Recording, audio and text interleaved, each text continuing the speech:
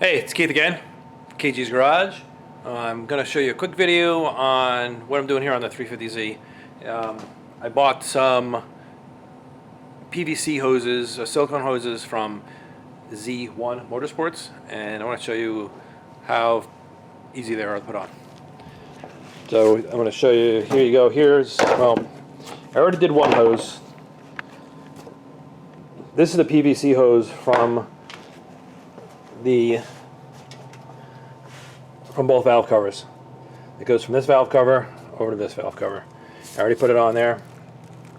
I needed this one on first because I took the valve covers off. I mean, this thing is rock hard. I mean, I'm sure if I crunch it, it'll break. But I don't know if you can tell, both ends when I took it off, it's split.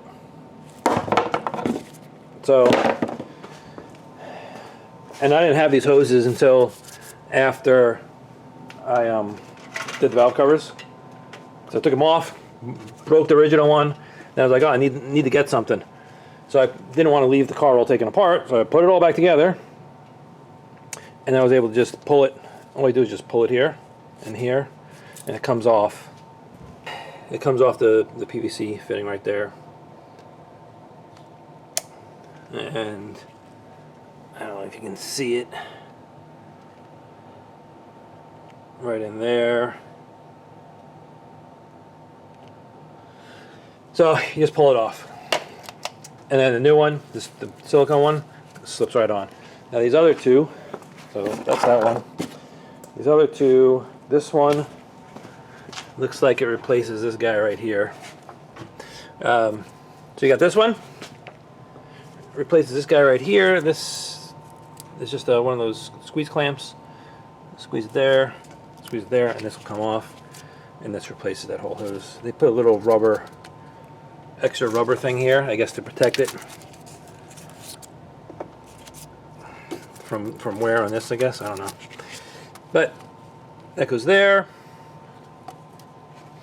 Then they have different colors. They have black, red, and blue. I went with the black because, well, besides this, but these were blue. Everything gets all dirty. So these are gonna get dirty too. These have just been sitting around in my shop and they're all dusty already. So I don't want to. If you get colors on here, they're just gonna get dirty, and then you have to clean them. These I could just leave it, and it's a black hose. So this one I believe goes. This one probably is more of a pain in the neck to do. It goes like that. This end goes in this tube here. That end goes on the back of the valve cover. So let's do this one first, and then you will mess with that one. I think what's going to be hard is getting to the back valve cover one. I should have got these beforehand, but I didn't know. So I mean, if I was doing another Z, I would have bought all the silicone hoses right away. But this is my first Z I'm working on, so I'm learning. All right, well, let me, like I said, just unclamp those and put that on, and then I'm going to mess with this guy. If I run into any issues or any tricks or anything, I'll come back and film it. So here are the two hoses that goes from the intake to the valve cover. So this is the original. It's still it's kind of pliable still, but I bought the whole kit, so I'm going to put this one on. And what I'm doing is I'm putting the clamps on first, so I can get so it's easier to get the clamps on. I just have to remember where the clamp was. The clamp position was like right around here. If I don't put it here, it's going to be very hard to get it back on because it's all the way in. I went through here, the throttle body, between the throttle body and the intake, and that's right there, that hose, that opening right there. Yeah, there you go, right there.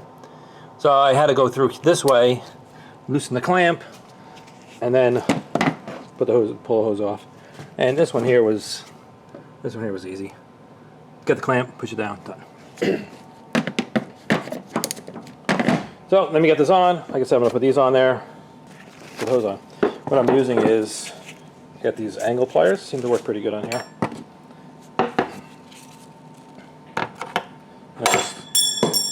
That's what happens. Sometimes they fly away. That's all right. And to get to this one that was down in here, I use these long needle nose. Crunched it, pushed it forward. And I'll probably have to use it again to put it back on. Anyway, let's get it on there. Okay, let me show you the easiest way I found to get to that back hose. You come over here, right? You just go like this. Pull yourself up and just get yourself right on top of the engine here. And you get that hose right in there. Let's see if I can get my pliers in there. Nope. Try the other side. I'm trying to get the clamp. Alright, I got the clamp. Squeeze it. And just move it forward onto the valve cover a little bit. Okay, and it's on. Can't show you any of it because it's buried back here. And then you just climb off the engine. Okay, well there you have it. Like I said, these two here, they just slip on. There's no clamps. You have this one here. Some two clamps. I put that little rubber hose there to prevent some wear. The original hose for this, for the one on the back of the intake, had this big rubber piece on it, but I'm not going to take that off and put it on the new one. You see the new one's on there. To get this hose up, I did use these pliers here. They're hose clamp pliers. It's got this big round, and I put it around it and pulled up a little bit. It's good because it doesn't crush the hose. It goes around the hose and you just wiggle it up. And then in the back, you can see the hose goes here. So the hose around the back. And if you look in there, it goes right there onto the valve cover. So all in all, that's a pretty easy job. It's 3 hoses, a couple of clamps, and you get the job done. Get rid of those old crusty hoses you have in there. So anyway, thank you again for watching. I appreciate all the subscribers, and if you like the video, hit the like button. If you have any comments, go ahead and comment below. I'll answer any questions or anything in there. And like I said, once again, please subscribe if you want to see more of this Z. So I think I have most of the leaks and other odds and ends addressed on this thing to make it a little more reliable and not use burning oil and stuff like that. So the other thing it does need is it needs some brakes. It doesn't need brakes right now, but very soon. The rotors on the other side are kind of grooved, so it needs new rotors, obviously new pads. And I don't know if I should go ahead and upgrade them. Do I put Brembos on there? Do I go with Brembos? Do I do the Akabanos from 370? I don't know. And then the rear, the plan for the rear is I'm gonna put dual calipers back here, and then handbrake. I got the handbrake there. And then for the rear brakes, right here, it has the stock calipers. It needs the rear brakes too. Oh man, yeah, that rotor's also grooved. I don't know if you can see it. Got some grooves in it. So in these rear brakes also. Now, do I keep the stock rear? Do I upgrade to Brembos in the rear, or do I go all the way with the Akabanos? I guess if I'm doing the fronts, it depends on what I'm doing on the front.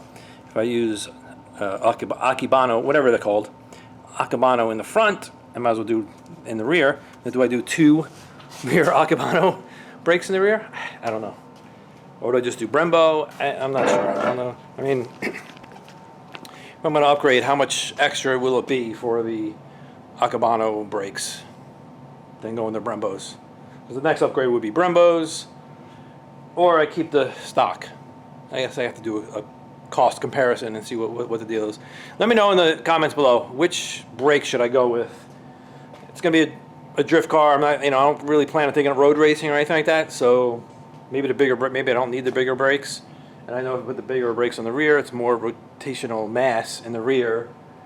So I really want to make it any heavier in the rear for the rear tires. I want the rear tires to be able to spin as freely as possible.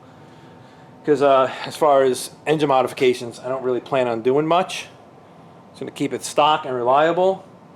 And, you know, just don't touch it and make it reliable.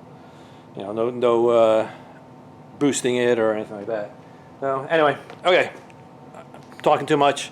Thanks again for watching. Please subscribe, and I'll catch you guys later. Bye.